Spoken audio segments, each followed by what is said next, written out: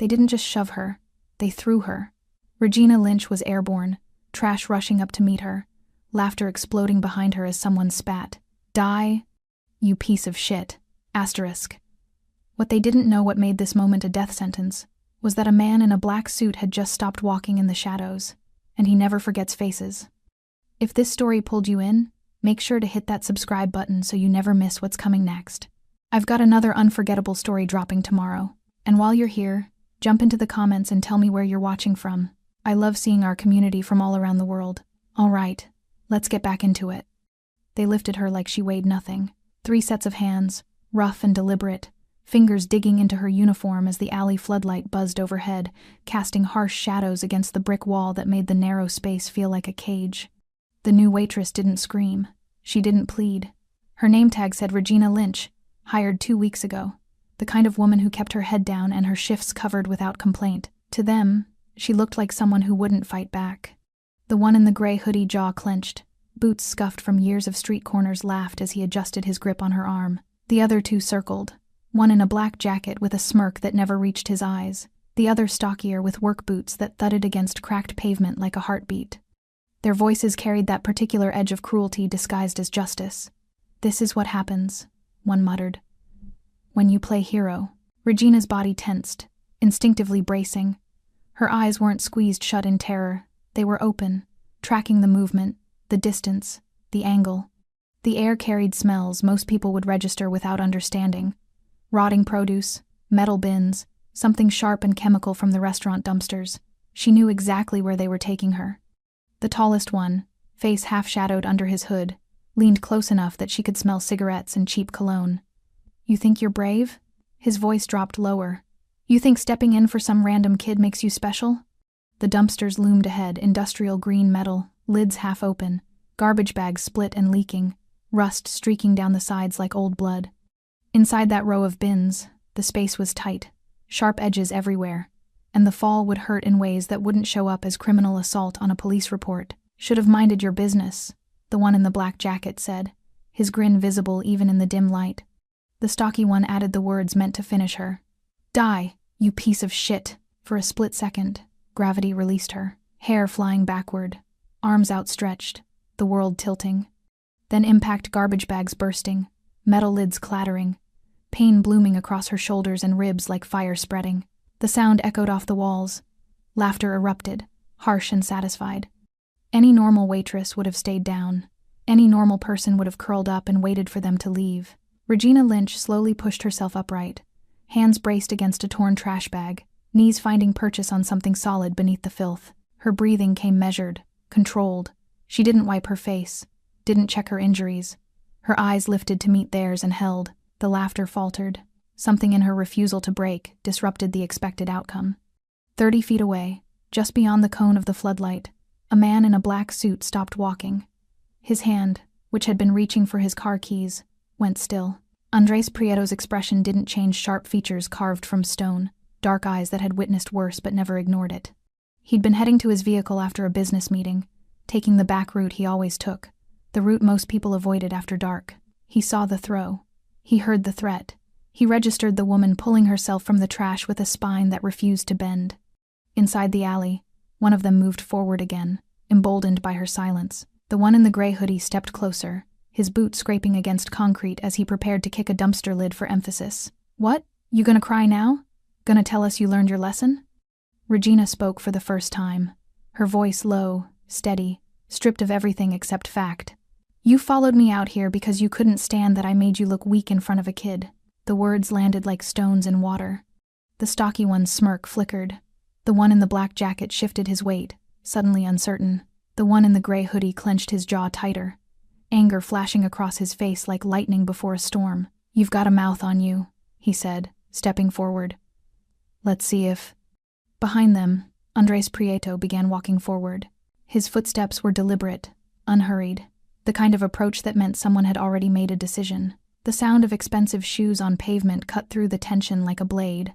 All 3 men turned.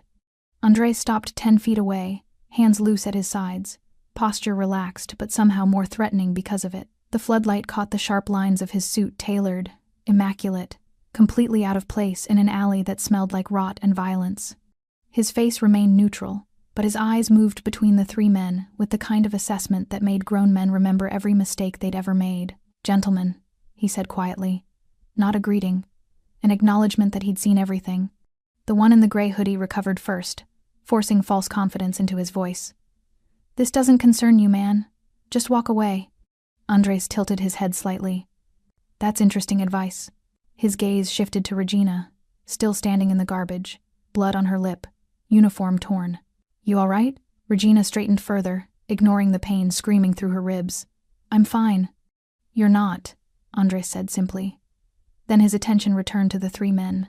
"But you will be." The temperature in the alley seemed to drop. The one in the black jacket laughed nervously. "Look, we were just teaching her a lesson about—" "About what?" Andres interrupted, his voice still quiet, still controlled. "About minding her business? About not interfering when three grown men corner a teenager?" He took one step forward. "Or were you teaching her that cowards only fight when the numbers are on their side?" The stocky one's hands curled into fists. "You need to back off before—" "Before what?" Andres asked. "Before you throw me in the trash too?" Silence. The one in the gray hoodie seemed to actually look at Andres for the first time, really look. Something in the man's bearing, in the ink that traced up his neck just above the collar, in the way he stood like violence was a language he spoke fluently, but chose not to translate. Recognition flickered across the bully's face, then fear. "We were just leaving," he said quickly. "No," Andres said. "You weren't." He glanced at Regina again. "She was leaving. You three are staying right here until we have a conversation about consequences." The word hung in the air like smoke. Regina pulled herself fully from the dumpster, every movement deliberate despite the pain. She walked forward slowly, passing the three men who had thrown her, passing Andres, who watched her with something like curiosity, heading toward the mouth of the alley where the streetlight promised safety.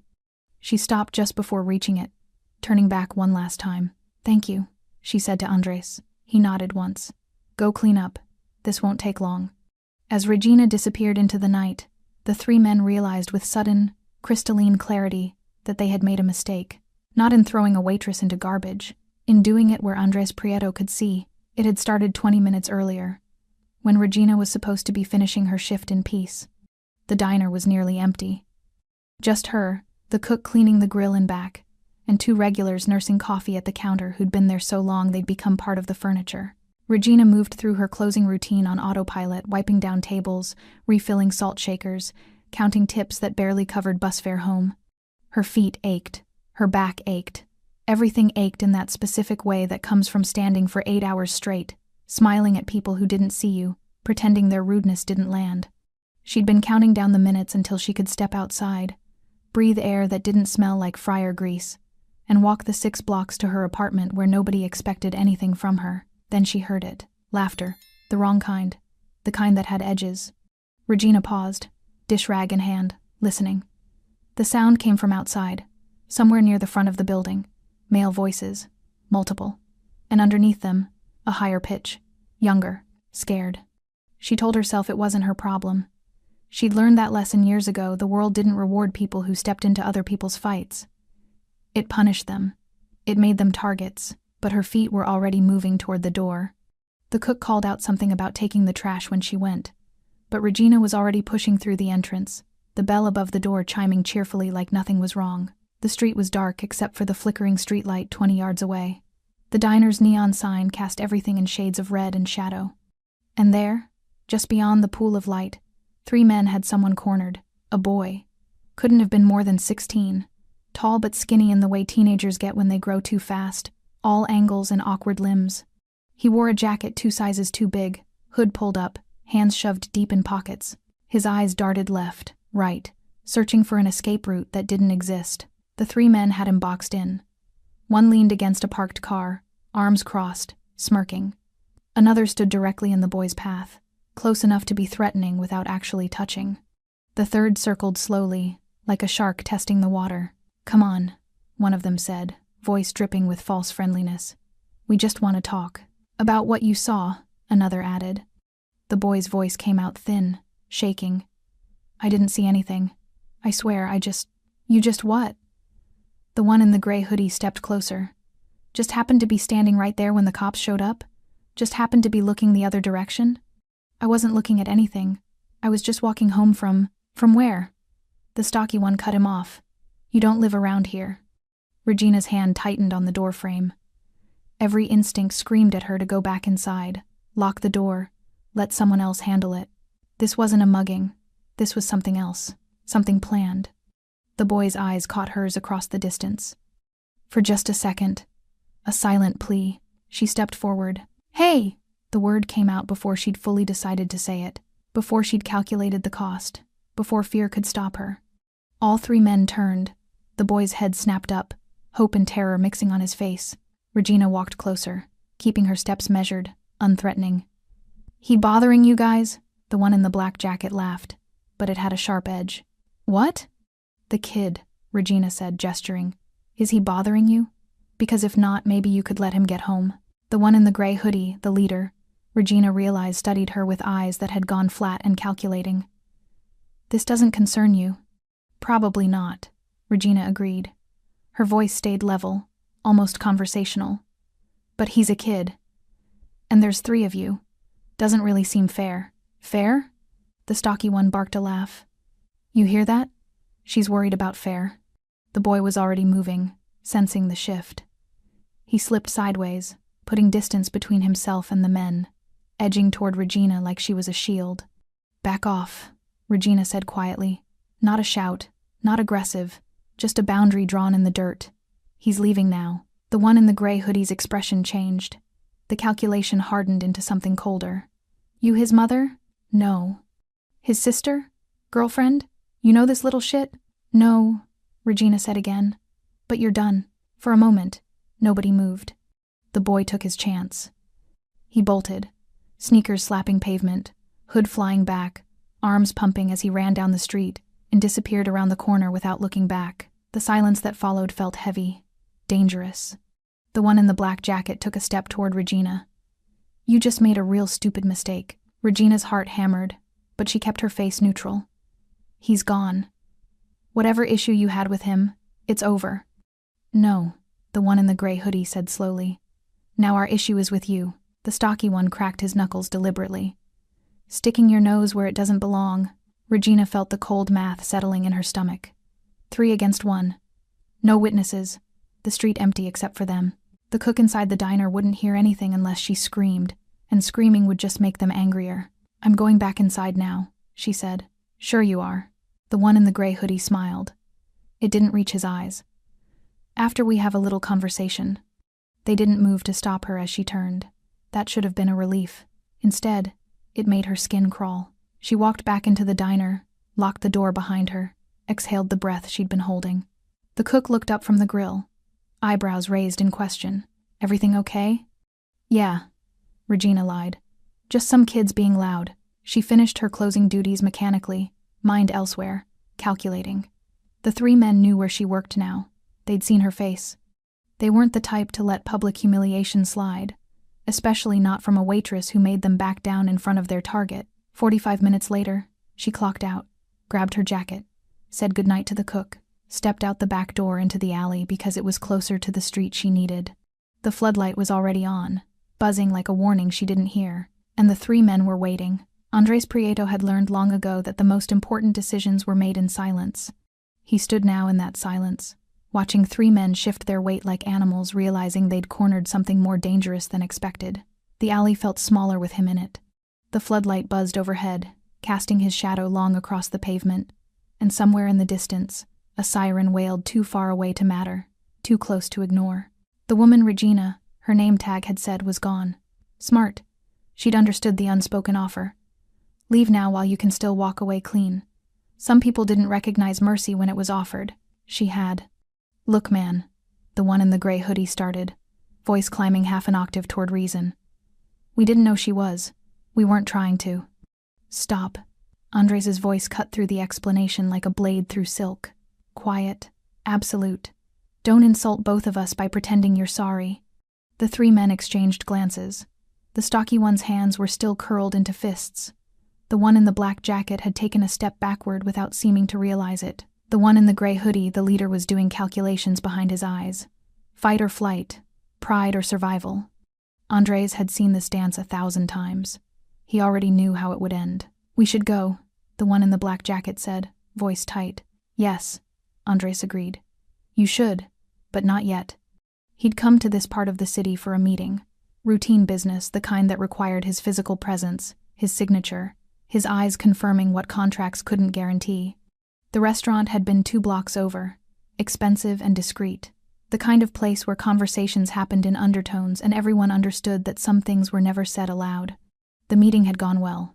Papers signed, agreements reached, hands shaken with the appropriate pressure that communicated respect without submission. He'd been walking to his car, parked deliberately away from the restaurant's valet service, because Andres preferred to control his own exits, when he'd heard it. Not the shout, not even the impact, the laughter, the specific kind of laughter that came from men who believed they were untouchable, who'd grown comfortable with cruelty, who'd never faced real consequences and didn't expect to start tonight. Andres had almost kept walking, should have kept walking. His evening was finished, his obligations met.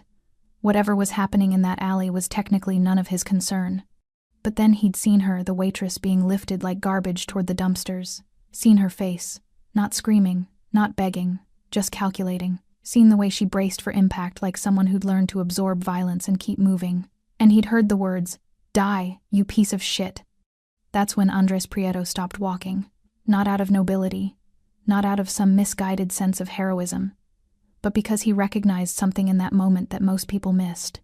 The woman had made a choice. She'd stepped between predators and prey, knowing the cost, accepting it anyway. That kind of choice interested him. More than that, it reminded him of something. Someone, a version of himself from years ago, before the weight of power had taught him to measure every action against its consequences. "What's your name?" Andres asked the one in the gray hoodie. The man's jaw clenched. "Why?" "Because I want to know who I'm talking to." Andres's tone didn't change. Still quiet. Still controlled. "I'm going to find out anyway. You can make this easier or harder. Choice is yours."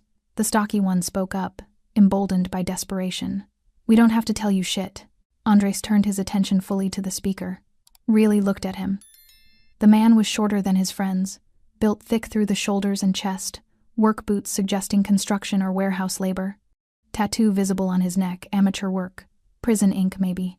Eyes that had seen violence but never learned to recognize when they were outmatched. "You're right," Andres said. "You don't have to tell me anything." He pulled his phone from his jacket pocket with deliberate slowness. "I can make a call instead. Have someone look up 3 men matching your descriptions, caught on the diner's security camera 20 minutes ago harassing a minor.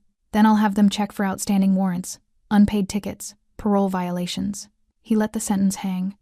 The one in the black jacket's face had gone pale. "We weren't. There's no camera." "There's always a camera," Andres said. It might even be true. Most businesses had them now, cheap security systems recording everything to cloud storage. Whether this particular diner had one or not didn't matter. The threat was enough. The one in the gray hoodie finally spoke, defeat flattening his voice. Travis Morrison. "And them?" "Jeff, Kyle." No last names offered for the others. Andres didn't push. He had what he needed, a name to attach to a face, something to trace back if necessary.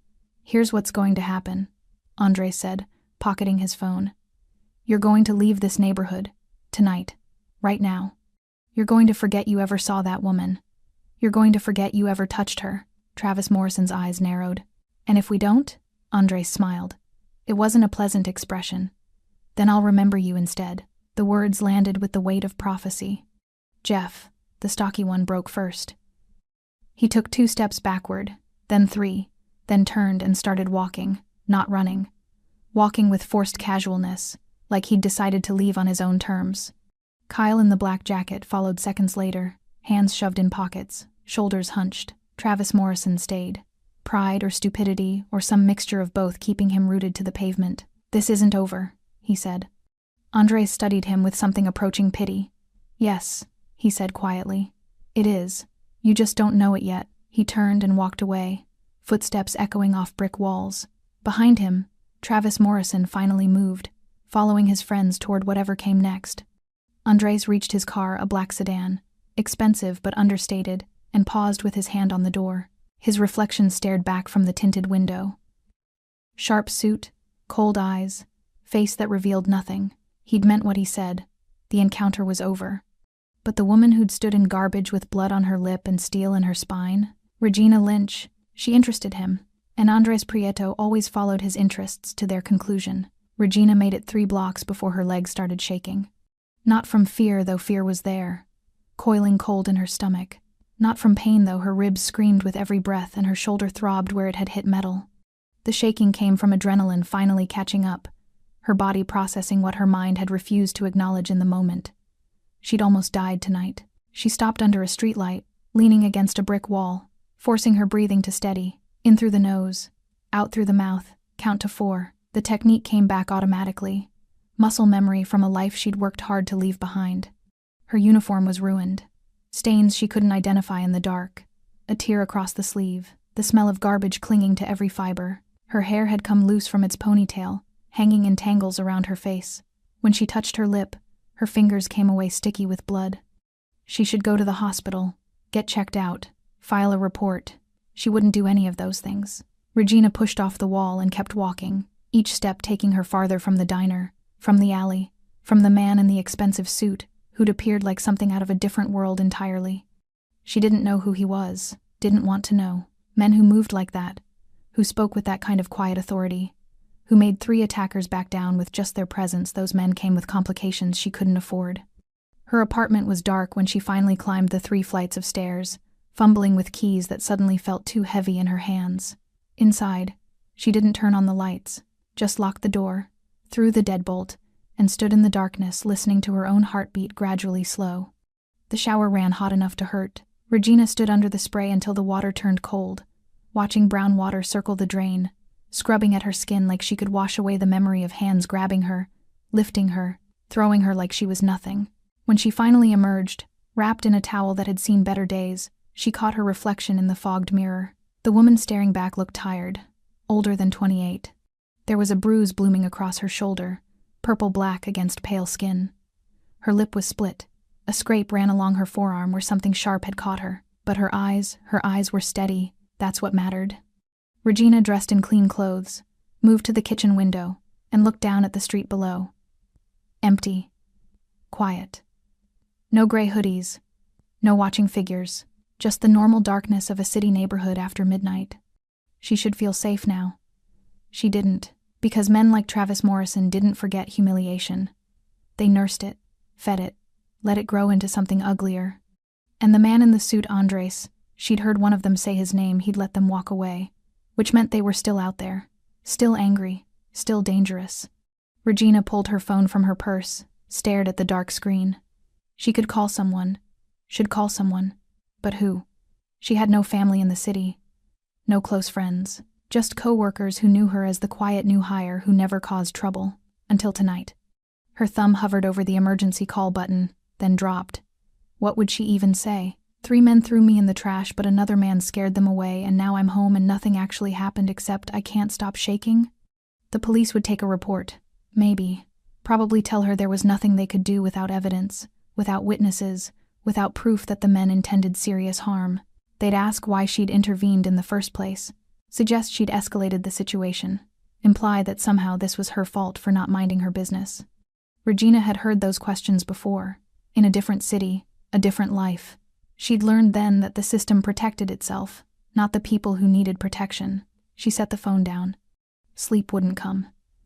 Every time she closed her eyes, she felt herself falling again, felt gravity release her, felt the impact that rattled through her bones.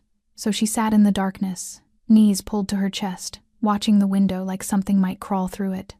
At some point, exhaustion won. She dozed fitfully, waking at every sound pipe settling, neighbors moving, the building breathing around her like a living thing. When dawn finally broke, pale and gray through the curtains, Regina felt like she'd been awake for days. Her phone buzzed.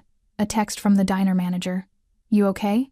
Cook said you left looking rough last night." Regina typed back. "Fine. Just tired. See you tomorrow." Another buzz. "Take today off if you need." She stared at the message.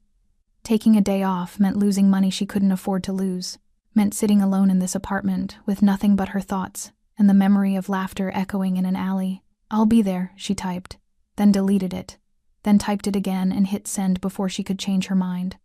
Work meant routine. Routine meant normal. Normal meant survival. The day passed in a blur of mundane tasks that felt surreal after the violence of the previous night. Regina moved through her shift mechanically, taking orders, delivering food, smiling at customers who didn't notice the bruise she'd covered with makeup or the way she flinched every time someone moved too quickly in her peripheral vision. The cook asked once if she was all right. She said yes. He didn't push. By evening, when the dinner rush finally slowed, Regina found herself standing at the front window, looking out at the street where she'd first seen the boy. The streetlight flickered. The same neon sign cast the same red glow, like nothing had changed. But everything had changed. She'd crossed a line last night, stepped between cruelty and fear, made herself visible, made herself a target, and now she had to live with the consequences of that choice, whatever they turned out to be. The door chimed. Regina turned automatically, server smile already forming. A man in a black suit stood in the entrance.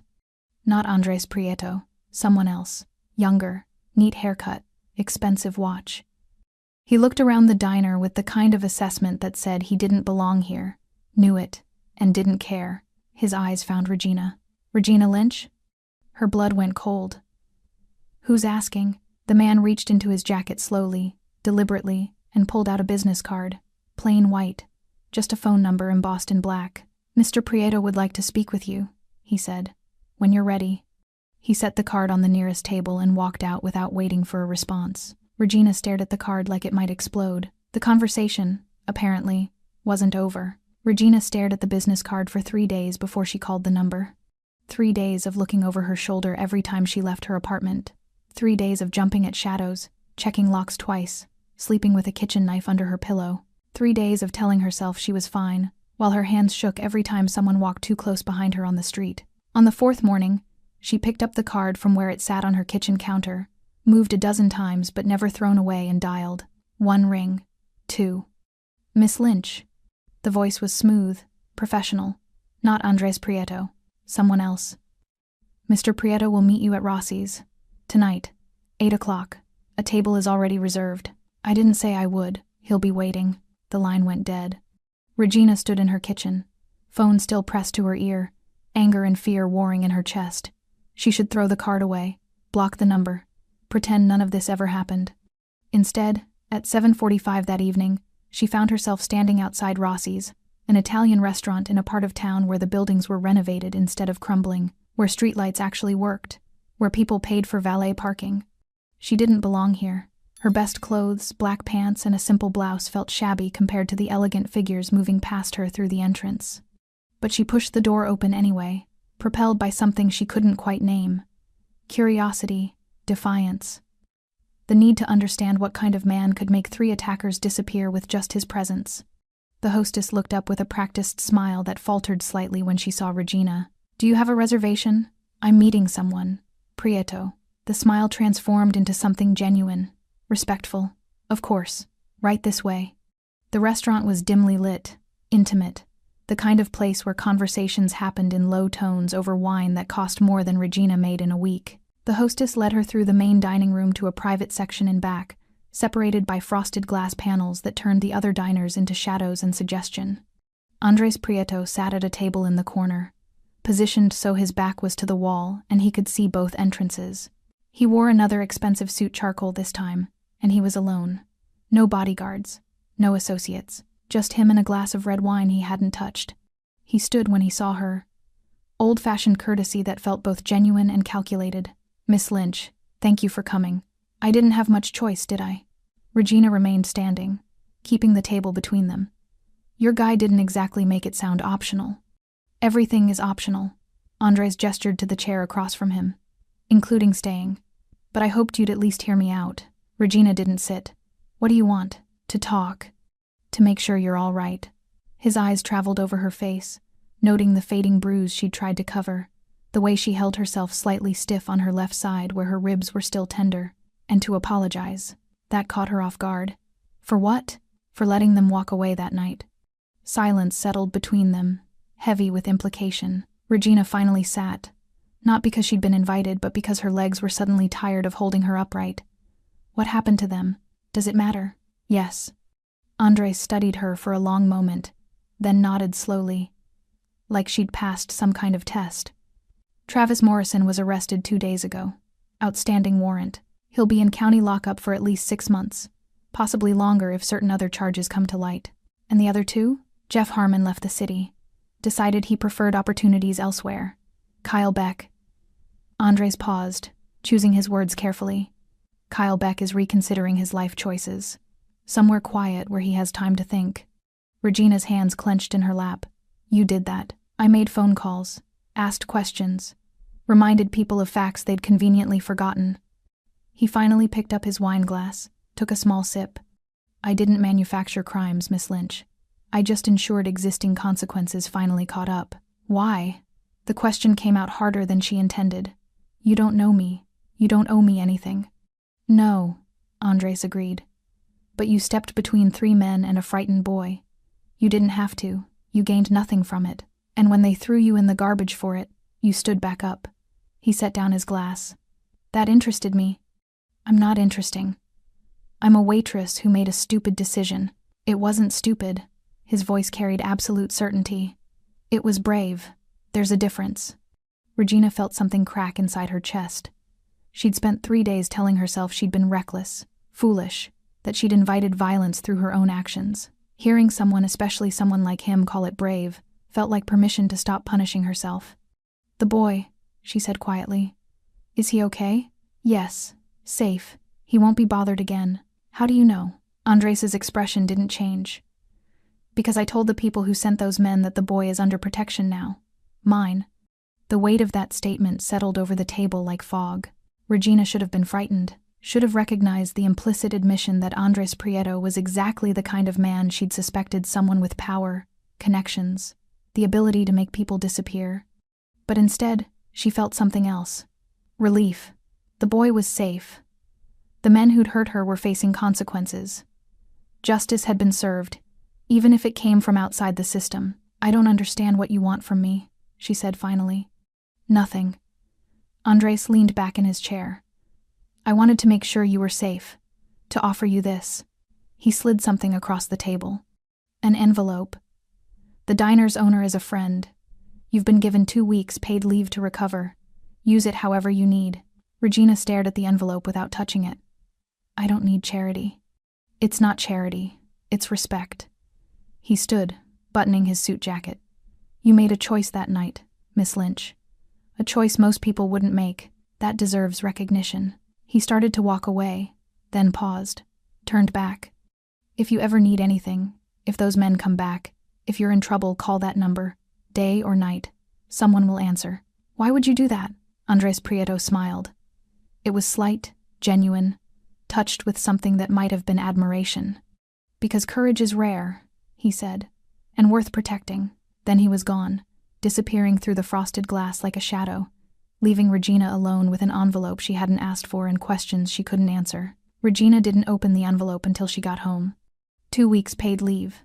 The note was handwritten on expensive stationery, signed by the diner's owner with an apology for the incident and assurance that her position would be waiting when she returned. No questions asked, no explanations required. She set it on the counter next to the business card she still hadn't thrown away. The apartment felt different now. Not safer exactly, but less suffocating, like someone had opened a window she didn't know was closed.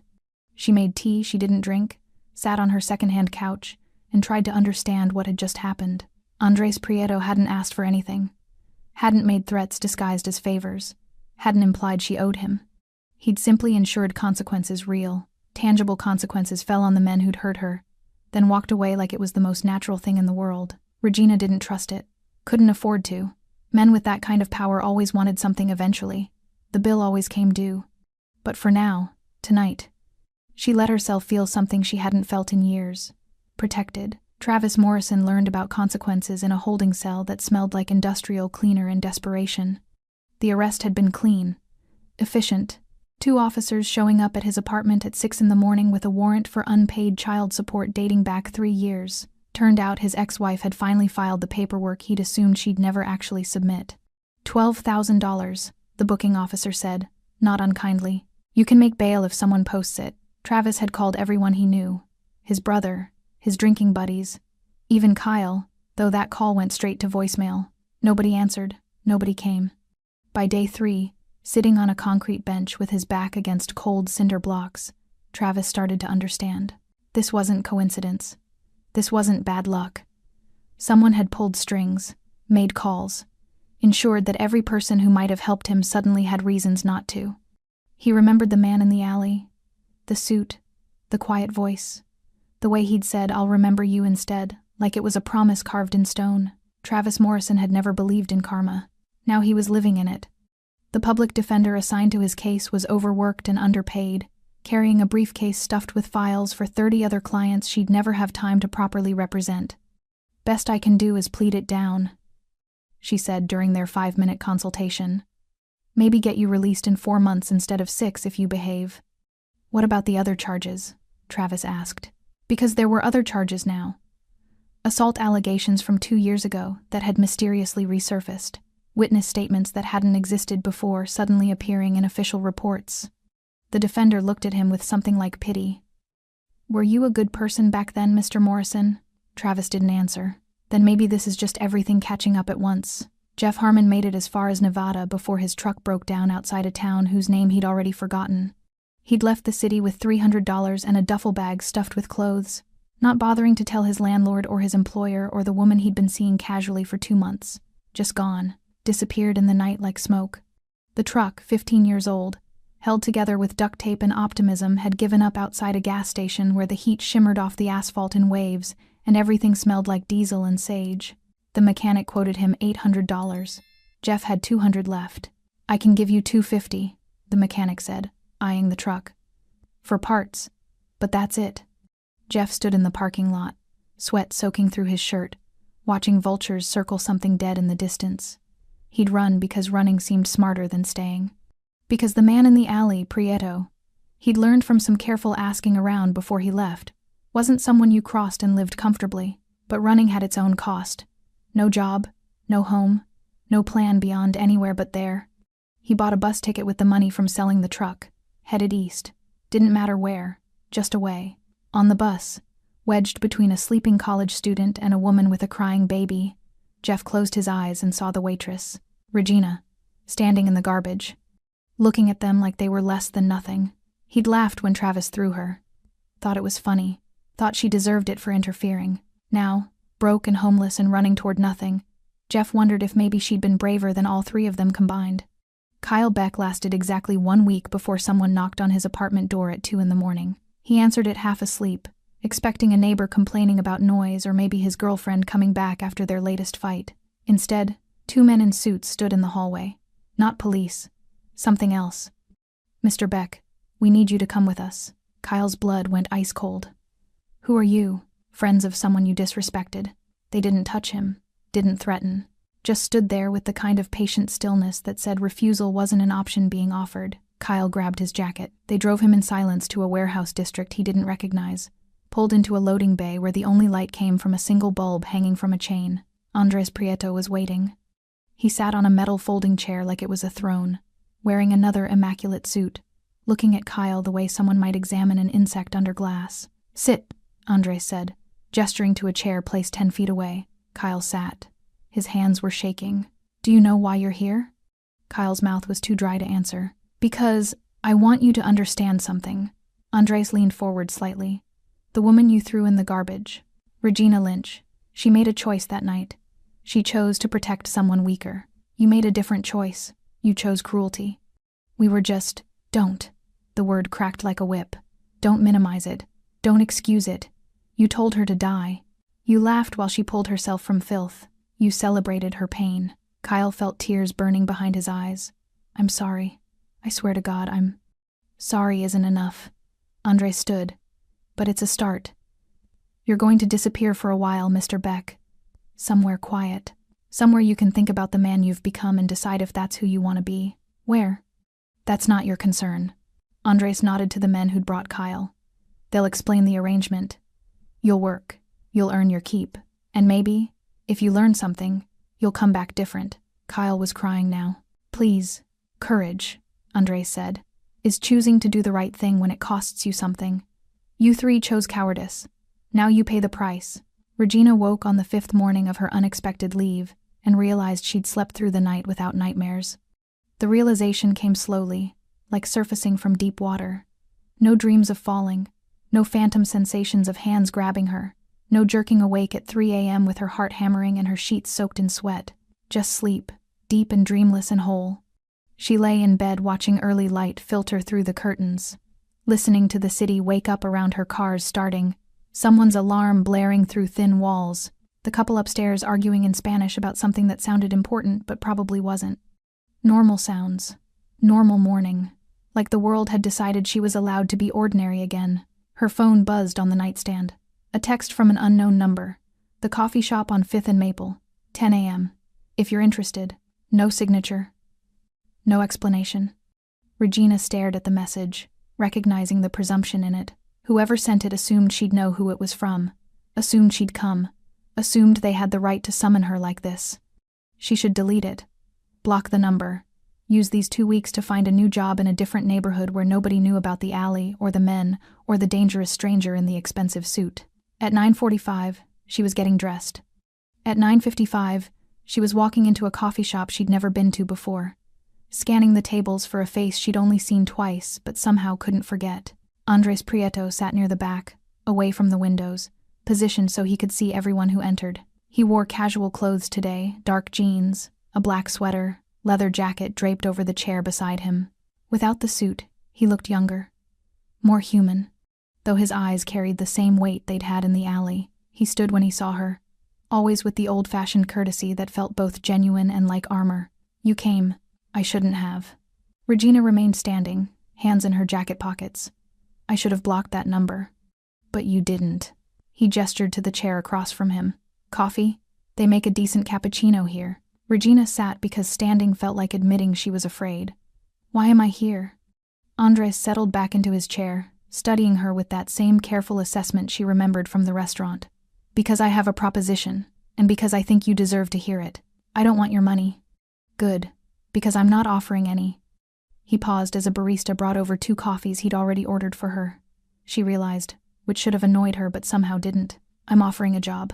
Regina wrapped her hands around the cup, letting the warmth seep into her palms. I have a job.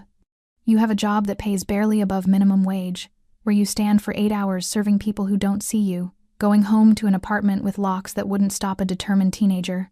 His voice was matter-of-fact, not cruel, just stating realities she'd tried not to think about. I'm offering something different. I'm not interested in whatever business you... It's legitimate. Andres interrupted quietly. Security consulting. I own several properties, restaurants, office buildings, residential complexes. They need someone to assess vulnerabilities, recommend improvements, coordinate with contractors. Someone observant. Someone who understands how predators think. Regina's throat felt tight. You don't know anything about me. I know you recognized danger before it touched you. I know you calculated exits and distances while being thrown into garbage. I know you pulled yourself up when most people would have stayed down. He took a sip of his coffee. And I know you're trained. Military or law enforcement. The way you moved, the way you scanned the alley, that's not instinct. That's education. She should have lied, should have deflected. Instead, the truth came out quiet and heavy. Military police. 6 years. Honorable discharge. Andres nodded like she'd confirmed something he'd already suspected. And now you're serving coffee because nobody hires women with gaps in their employment history and no recent references. I don't talk about why I left. You don't have to. He set down his cup. I'm not asking for your trauma, Miss Lynch. I'm asking if you want to use your skills for something that pays $40 an hour instead of $12. The number hit her like a physical blow. $40 an hour. That was rent paid without panic. That was groceries without calculating every item. That was breathing room she hadn't had in 3 years. Why me? Regina asked. You could hire anyone. Someone with current credentials, someone without. She gestured vaguely at herself.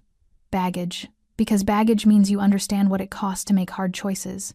And because when you saw that boy being cornered, you didn't calculate the cost first. You just moved. Andres leaned forward slightly. That's rare, Miss Lynch. Rarer than credentials. Regina looked down at her coffee, watching steam curl upward like ghosts. This was too easy, too convenient. Men like Andres Prieto didn't offer salvation without strings attached. What do you really want? She asked. Honestly? He considered the question with visible sincerity. I want someone around me who chooses to do the right thing, even when it's stupid. Someone who won't ignore violence because it's not their problem. Someone who, he paused, choosing words carefully, reminds me why certain things matter. That's not a reason to hire someone. It's the only reason that matters. Andres pulled a folder from the messenger bag beside his chair and slid it across the table. Job description, starting salary, benefits, no contract. You can quit any time, no questions asked. Read it. Think about it. Call that number if you're interested. Regina opened the folder. Everything was there, printed on official letterhead, detailed and specific, exactly as legitimate as he'd claimed. Security consulting for Prieto Property Management, $40 an hour, health insurance, 2 weeks paid vacation. It looked real. It looked safe, which meant it probably wasn't. I need time, she said. Take all you need. Andres stood, pulling on his leather jacket. But Miss Lynch?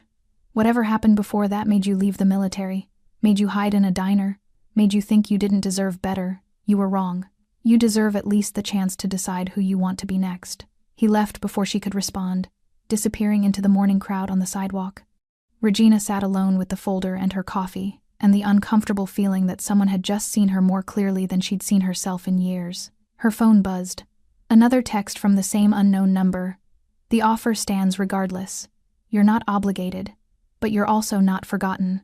Regina looked at the folder again, at the number printed on the business card clipped to the first page, at the possibility of a life that wasn't just survival. She finished her coffee slowly, thinking. Regina took the job. Not immediately. She made herself wait the full 2 weeks, using the time to research Prieto Property Management, to verify the business was real, to drive past the address listed on the letterhead and confirm it wasn't some front operation run out of a warehouse. Everything checked out. The business was legitimate, 15 years established, owned properties across 3 states, employed 42 people with benefits and retirement plans. Reviews online were professional, unremarkable in the way real businesses were unremarkable, which made it more terrifying somehow. Because if Andres Prieto was legitimate, then accepting his offer meant stepping into a life she'd told herself she didn't deserve anymore. On the morning her leave ended, Regina called the number. The same smooth voice from before answered. Miss Lynch, we've been expecting you. I'll take the job, she said before she could change her mind. When do I start? Monday, 9 a.m. The address is in the folder. That gave her 3 days to second-guess everything. She spent them cleaning her apartment, organizing the closet she'd been ignoring for months, throwing away clothes that didn't fit and memories she'd been carrying like stones in her pockets. Physical purging, making space for whatever came next. Saturday afternoon, her phone rang. Unknown number, different from before. She almost didn't answer. Hello? Regina Lynch? A woman's voice. Young. Nervous. I'm sorry to bother you. I got your number from. Someone said you might. I don't know how to. Slow down, Regina said, sitting on her couch. Who is this? My name is Jennifer Morrison. I'm Travis Morrison's sister. A pause. The man who. From the alley. Regina's blood went cold. How did you get this number? A man gave it to me. He said. You might understand. That you might listen. The woman's voice cracked. My brother's in jail, and I know what he did was wrong. I'm not defending him, but he's got a daughter and she keeps asking when Daddy's coming home and I don't know what to tell her. Regina closed her eyes. Why are you calling me?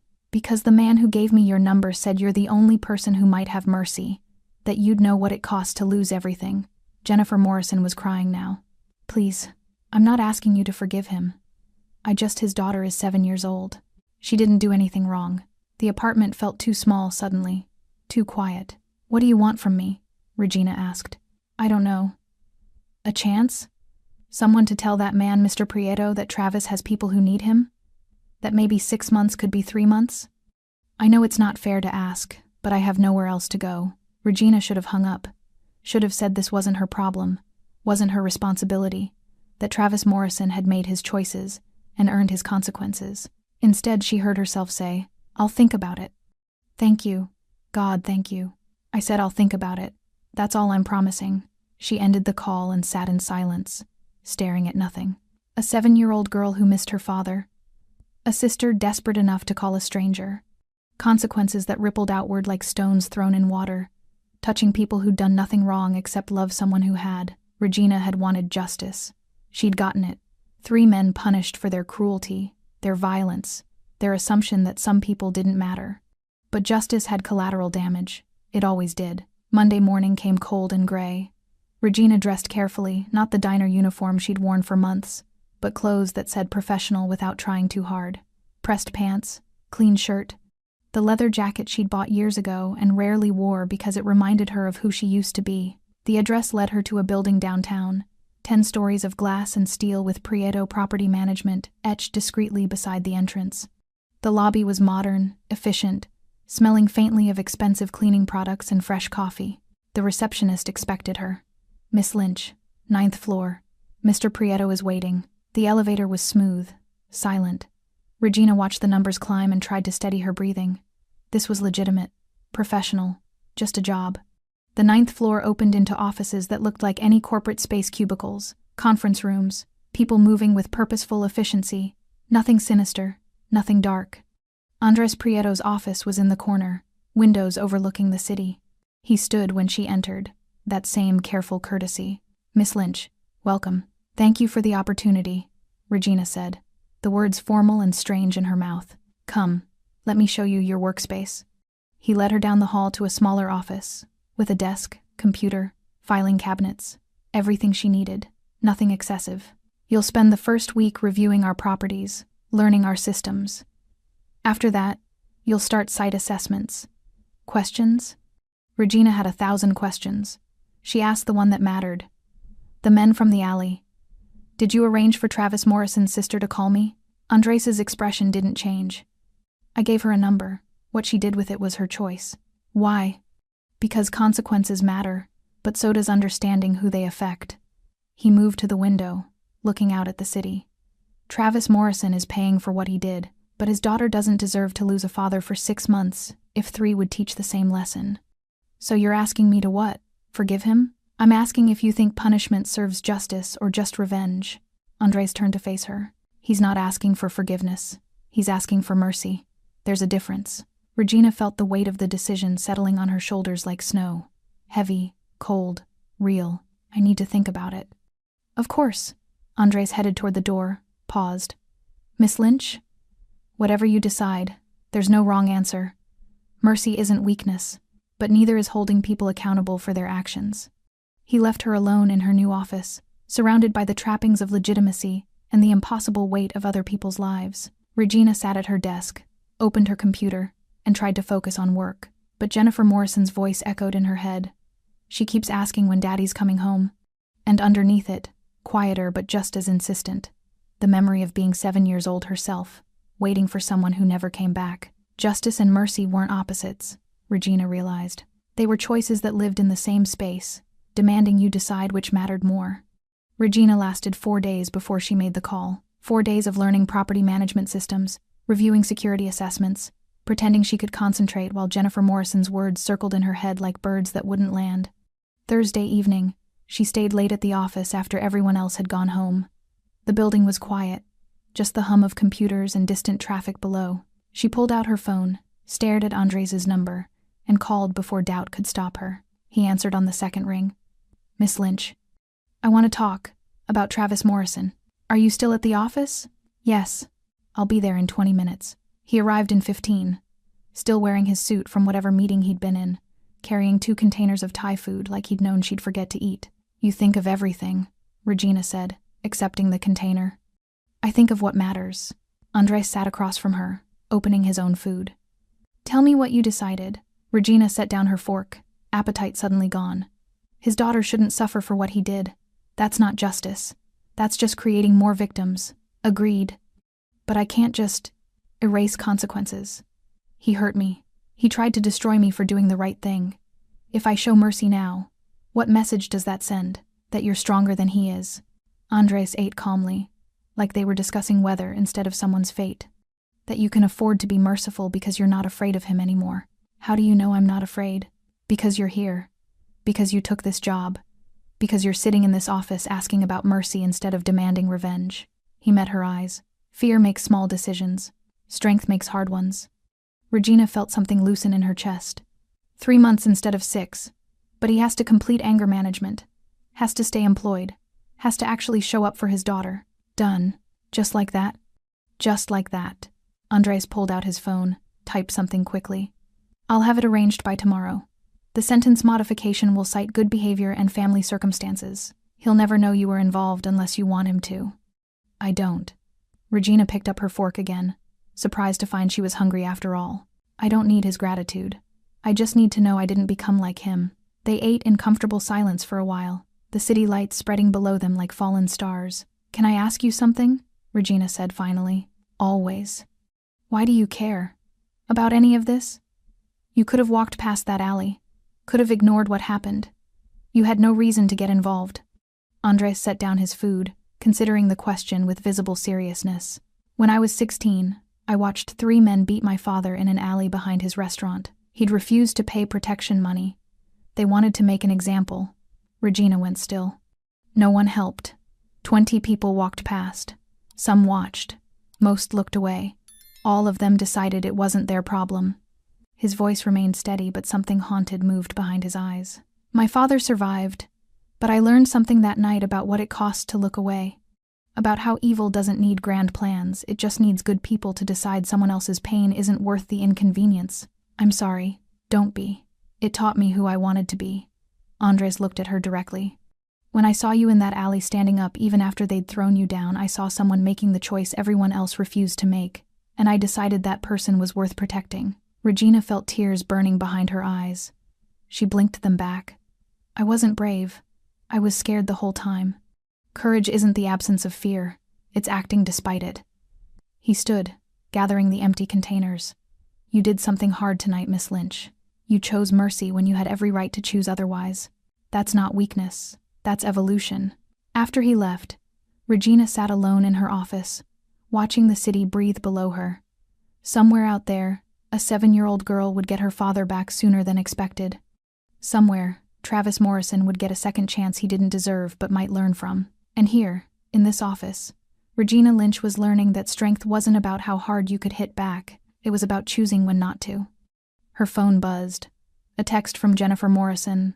I don't know what you did, but they're saying he might be home by spring. Thank you. Thank you. Thank you. Regina didn't respond. She didn't need to. She powered down her computer, locked the office, and walked out into the night, feeling lighter than she had in years. The boy from the street was safe. The men who'd hurt her were learning consequences. And she, Regina Lynch, former military police, current waitress, future security consultant, had discovered something she'd thought she'd lost forever. The belief that her choices mattered. That one person standing up could change the trajectory of someone else's life. That sometimes the bravest thing wasn't throwing the punch. It was choosing mercy instead. Regina's first official site assessment was a restaurant in the South District. Family-owned, struggling, the kind of place where the owner worked the register while his wife cooked in back and their teenage son bussed tables after school. The owner, Mr. Smith, showed her around nervously. Mr. Prieto said you'd help us with security. We had a break-in last month. They took the register, smashed the window. My wife doesn't feel safe anymore. Regina walked the perimeter, noting the broken lock on the back door, the lack of lighting in the alley, the camera system that was 10 years old and mostly decorative. All fixable, all preventable. You need better locks, she said, making notes. Motion sensor lights in the alley, new cameras with cloud backup. And this window, she tapped the glass by the register, needs security film. Won't stop someone determined, but it'll slow them down enough that they'll choose an easier target. Mr. Smith nodded rapidly, writing everything down. How much will this cost? Regina consulted her tablet, running numbers. About $3,000 for everything. But Mr. Prieto has a fund for small business security upgrades. I can have it approved by tomorrow. Why would he do that? Because he remembers what it's like to watch your family's business get hurt and feel powerless to stop it. Mr. Smith's eyes went damp. Thank you. Tell him thank you. Tell him yourself when you see him. Regina handed him her card. Call me if anything else happens. Day or night. That's my direct number. She visited 4 more properties that day. An office building, an apartment complex, a warehouse, a coffee shop. Each one needed something different. Each one she could actually help. By the time she returned to the office, Regina realized she hadn't thought about the alley once, hadn't felt the phantom sensation of falling, hadn't checked over her shoulder for gray hoodies.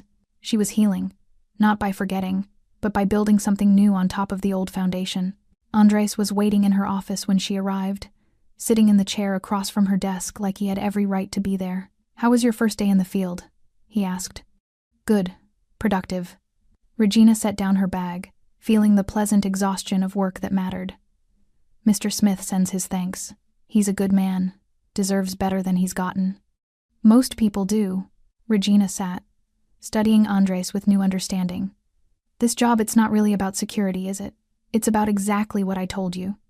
Assessing vulnerabilities, preventing problems, but also about giving people like Mr. Smith a chance, about putting someone with military training and a protective instinct in a position to actually help people, instead of just serving them coffee." Andres smiled. "Maybe it's about both. You could have hired anyone. But I hired you." He stood, moved toward the door. "Same reason you helped that boy. Same reason you chose mercy for Travis Morrison. Because some people are wired to stand between the strong and the weak, and the world needs more of those people in positions where they can actually make a difference." "Is that what you do?" Regina asked. "Stand between people?" "In my own way, yes. Even when it costs you? Especially then." Andres paused in the doorway. "Miss Lynch, I'm proud of the work you did today, and prouder of the choice you made last night. Keep being that person." After he left, Regina opened her laptop to write up her assessments. But first, she pulled up a search engine and typed Andres Prieto background. The results were exactly what she expected: business owner, philanthropist, property management mogul. Nothing criminal, nothing dark. But underneath the legitimate businesses and charitable donations, Regina saw the pattern: youth programs in dangerous neighborhoods, security upgrades for struggling businesses, legal defense funds for people who couldn't afford lawyers. Andres Prieto had built an empire, but he'd built it protecting people, just like he'd protected her. Regina closed the laptop and looked out at the city again. The same city where a teenage boy was safe now, where a 7-year-old girl would see her father again, where a waitress who'd thought her best days were behind her had found purpose again. She thought about the men who'd thrown her in the garbage, about how they'd expected her to break, expected her to disappear into silence and shame like so many others had before her. They'd been wrong. Not because she was special, but because she'd made a choice, the same choice countless people made every day when they decided someone else's fear mattered more than their own safety. Andres had called it courage. Regina wasn't sure. She just knew that when she'd seen that boy cornered, she'd moved without thinking. And everything that followed, the violence, the consequences, the mercy, the job had grown from that single moment of deciding to care. Her phone buzzed. Another text from the unknown number that was no longer unknown. "Dinner Friday?" Not business. Just two people who've learned that standing up costs something, but staying silent costs more. Regina smiled, typing back, "Where?" "Surprise. I'll pick you up at 7. She set down her phone, gathered her things, and headed home. The same 6 blocks she'd walked for months, but different now. Not a trudge toward oblivion, but a path forward. As she walked, Regina passed an alley. Not the same one, but similar. Dark, narrow, smelling of garbage and shadows.